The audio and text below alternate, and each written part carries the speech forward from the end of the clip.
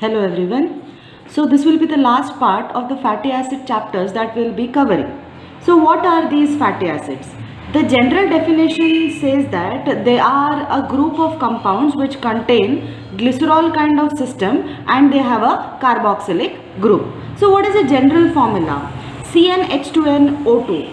The functional group is carboxylic group.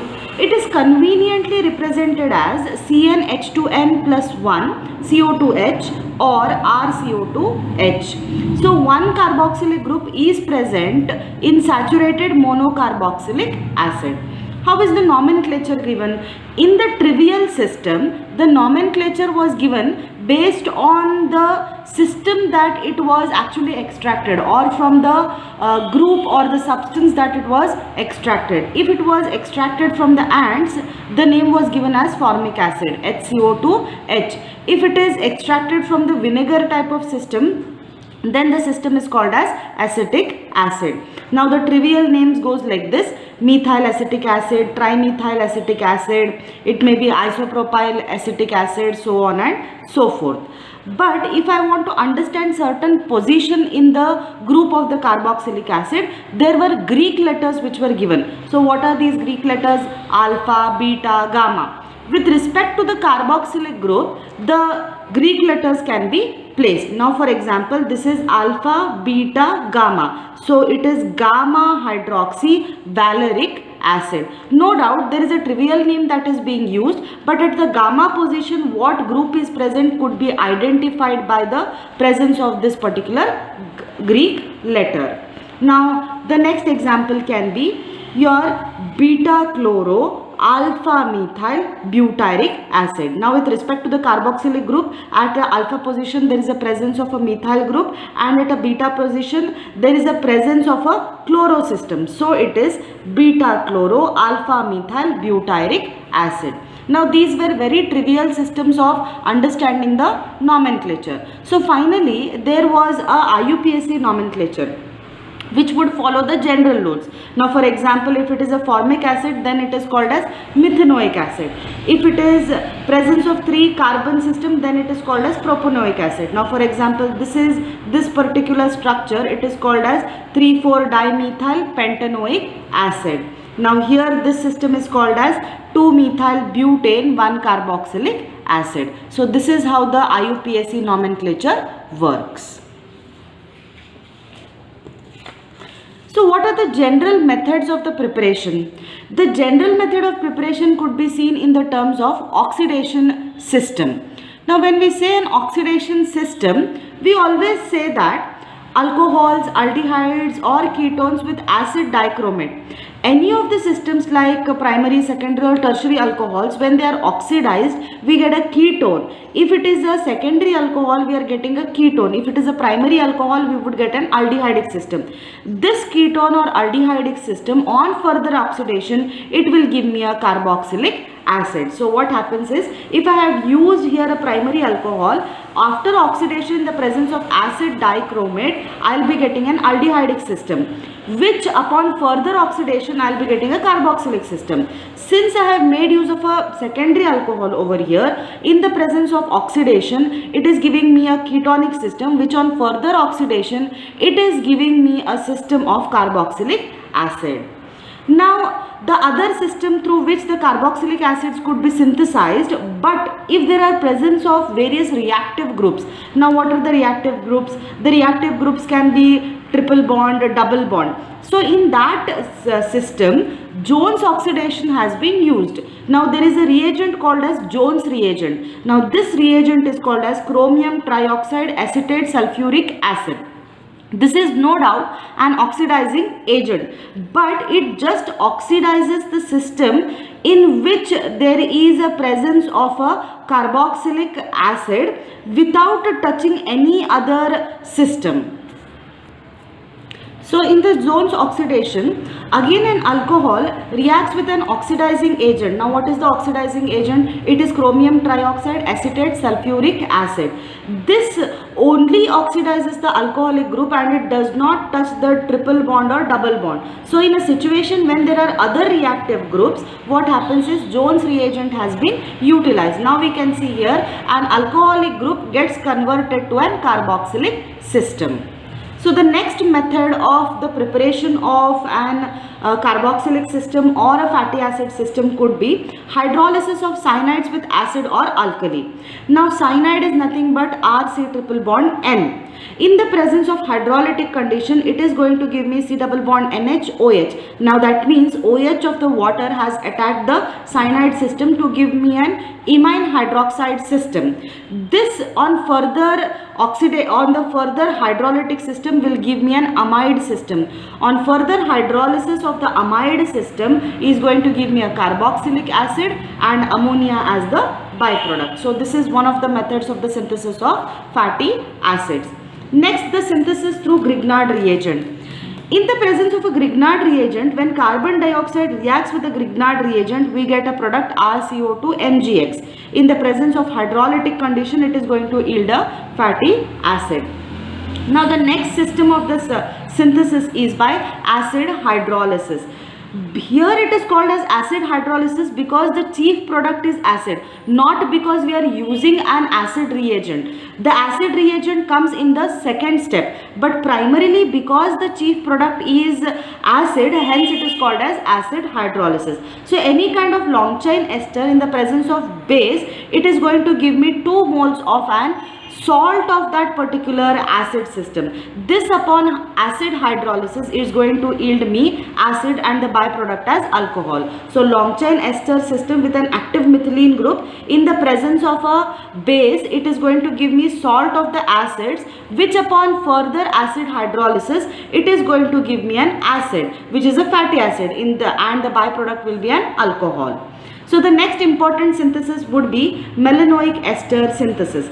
So first of all, how it is planned. The structural formula of acid is written down. The acetic acid nucleus is picked out and required alkyl group introduced into a sodium melanoic ester. So the planning is done in such a way that the structural formula of the acid which requires to be synthesized is first decided, and then an acetic acid nucleus is first picked up. Then further the substituted ester is refluxed. Then further, the substituted ester is refluxed with KOH and acidified with HCl. So let us see how does this happen. This is nothing but a melanoic ester. This melanoic ester has got an active methylene group. The CH2 group is called as active methylene group in the presence of a sodium ethoxide. Now sodium ethoxide acts as a base. This is going to abstract the proton of this active methylene group to give me a sodium-melanoic ester. Now this particular intermediate on which a sodium has attacked, now it has attacked because the ethoxide system has abstracted the proton from here, and then we are going to get a sodium-melanoic ester. Now long chain system, that is a bromo system, is being attached. Now C3H7Br. Now alkyl bromide can now react with this sodium-melanoic ester. What happens? NaBr is now a byproduct. In turn, this long chain system will get attached to this sodium melanoic ester and we get this substitution. This upon further hydrolysis with the base. Now what happens here? There is a presence of an ester. This base reacts with an ester to give us a sodium salt of the ester system or sodium salt of an acid. This upon further hydrolysis in the presence of acid is going to give me a carboxylic acid. Now because it is a dicarboxylic acid, it is not stable. So what we want is a monocarboxylic acid system. They would heat it in the presence of 150 to 200 degrees so that a carbon dioxide is released and we get a N-valeric acid. Now this particular example that I have dealt here is for a N-valeric acid. So what is the first step? The first step is the usage of the melanoic ester. This reacts with sodium ethoxide. Ethoxide abstracts a proton and sodium attacks on the C- of this particular active methylene group to give me an intermediate of sodium melanoic ester. Further, an alkyl bromide reacts with sodium melanoic ester so that we get a byproduct NaBr, and the long chain is now attached onto the sodium melanoic ester system. Further upon base hydrolysis, the ester gets hydrolysis to get a potassium salt of the carboxylic acid. This potassium salt of carboxylic acid in the presence of HCl, it is going to give me a dicarboxylic acid. This dicarboxylic acid with a long chain system now will react at 150 to 200 degrees, which will release a system of carbon dioxide to give me N-valeric acid. So this is one kind of synthesis. The next synthesis is called as Fischer-Tropsch Casolin system. Now here it is nothing but use of the catalyst. Now it is called as catalytic oxidation of long chain hydrocarbons. Now hydrocarbons are oxidized by the passage of air at 120 degrees in the presence of manganese stearate. Now manganese stearate is acting as a catalyst, or aluminium is going to act as a catalyst. So carbon monoxide, now here there will be a long chain hydrocarbon system. Now here carbon monoxide and hydrogen, they would react in the presence of manganese stearate to give us various hydrocarbons, where upon again oxidation it is going to give me fatty acid system. So manganese stearates or aluminium is now going to act as a catalyst, so that carbon monoxide and hydrogen, they react and they give us mixture of saturated and unsaturated system. This upon further oxidation will give me mixture of fatty acids and water as the byproduct. So these are some of the synthesis of the fatty acid system. So we also need to see what are the general properties of the fatty acid system. Now these are some of them. Acetic acid and butyric acid, they exist as dimers. Now they do not exist as monomers, rather they exist as a dimeric system. Now this dimeric system can be said to be a 8-membered ring system. Now how do we understand that they are present as a dimer system? Because the hydrogen bonding and electron diffraction studies have given an evidence for such kind of dimeric system. Now here comes a rule called as sawtooth rule. If there is an even number of carbons present, now for example your acetic acid, butyric acid, whenever there is a presence of even number of carbon atoms present, then their melting point is high. Now this is because of the zigzag nature of the carbon chain. Now this particular rule is called as sawtooth rule of the fatty acid system. The melting point of the even number of carbon atoms of the fatty acids, there is always increase in the melting point. So this is one of the general properties of the fatty acids. The next is general reactions of fatty acids. Now obviously when the fatty acid reacts with sodium, it is going to give me sodium salt of fatty acid with the hydrogen as a byproduct. With an alkali, carboxylic acid reacts with NaOH to give me sodium salt of and carboxylic acid and water as the byproduct. Whenever carboxylic acid reacts with an alcoholic system and it is an equilibrium reaction in the presence of an acid catalyst, it is going to give us an ester and water as the byproduct. In the presence of PCl5, PCl3, thionyl chloride, what happens is carboxylic acid reacts with PCl3 to give an acid chloride. Again it reacts with PCl5 to give us an acid chloride. It is going to react with thionyl chloride to give us acid chloride. So these are the various methods through which acid chlorides could be synthesized. It can be either by making use of phosphorus pentachloride, phosphorus trichloride or thionyl chloride. All of them, they are going to give me an acid chloride system. Now the next reaction is called as step-up reaction. Step-up reaction is nothing but it is like addition of an extra carbon in the starting material. Now let us see this. Carboxylic acid reacts with PCl5. Obviously we just now saw that it is going to give me an acid chloride system. In the presence of hydrogen as catalyst, it is going to, this acid chloride gets converted to an aldehyde. Again in the presence of hydrogen as the catalyst, it is getting converted or it is going to be reduced to an alcohol.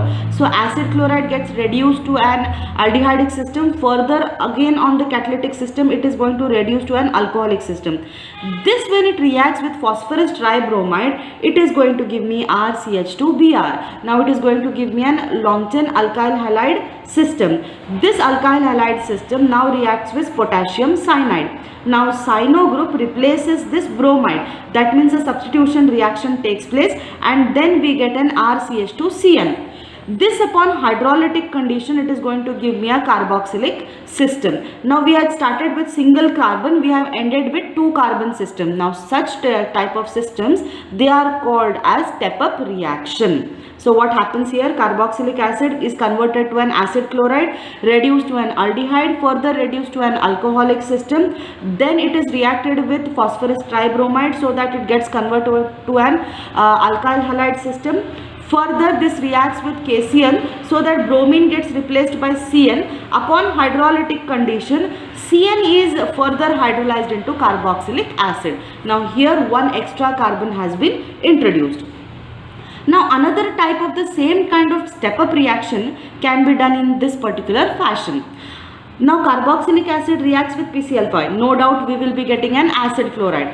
Further, instead of following this long chain system, if this acid chloride directly reacts with KCl, it is going to give me an acid cyanide system, that is RCOCl. This, upon hydrolytic system, it is going to give me a carboxylic acid.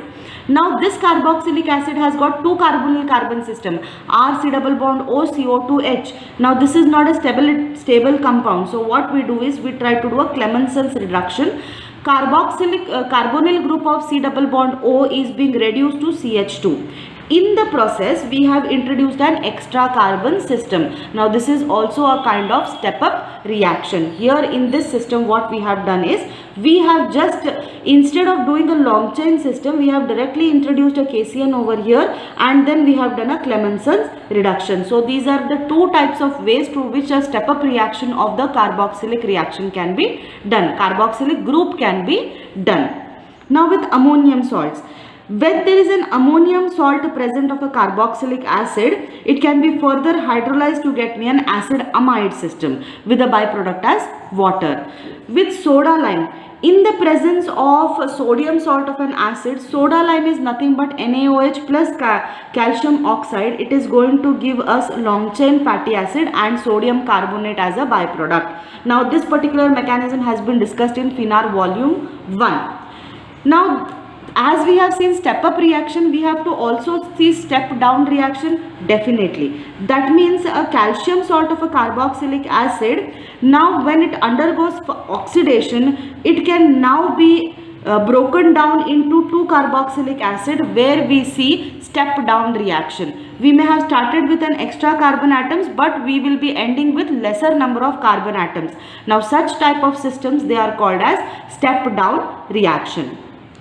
There will be various reaction with silver salts also. Now fatty acids reacts with silver salt in the presence of bromine to give silver salt of fatty acid. It will react with potassium salt to give a long chain system. Now fatty acids, when they react in the presence of potassium salt of sodium salt, we get a long chain fatty acid.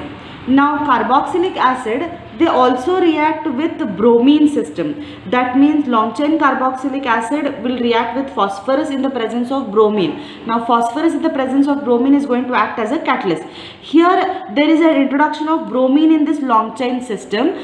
Further, upon further catalytic system in the presence of phosphorus and bromine, we will be getting an alpha halogeno acids. We will be getting a dibromo system. Now this kind of system is called as alpha halogeno acids. Now such type of alpha halogeno acids can be used as various intermediates for various types of reactions. Now the next reaction is with hydrogen and nickel as catalyst.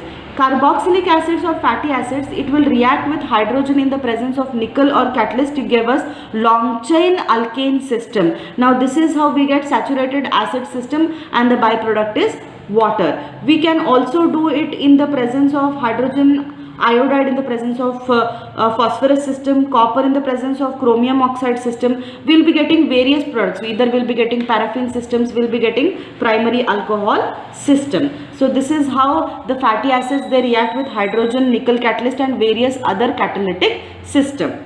The next is called as Smith reaction. This is called as primary amine formation. Carboxylic acid, when it reacts with hydrazide system in the presence of H2SO4, it is going to give me a primary amine, carbon dioxide and N2. This type of reaction is called as Smith reaction, which is going to give me a primary amine when it reacts with hydrazide system. So carboxylic acid reacts with hydrazide system to give me a primary amine. This particular reaction is called as Smith reaction. Finally, we can see Fischer-Speier method. Now this is nothing but esters of fatty acid. Now this is nothing but synthesis of esters of the fatty acid. Carboxylic acid in the presence of alcoholic system and passage of HCl gas, it is going to give me an ester. Now HCl is passed in an alcohol with 3% increase in weight. So carboxylic acid reacts with an alcohol with the passage of HCl. Now HCl is going to give us a protonic environment to give us an ester. Now such type of reactions can be seen. Now this particular chapter has covered all the aspects of fatty acid systems, and now we have covered about their synthesis. We have also covered about their nomenclature, how they have got a general system of nomenclature, and we have got a trivial system and IUPAC nomenclature, and finally their systems of synthesis, and we have seen how various fatty acids can be reacted with various reagents. Thank you.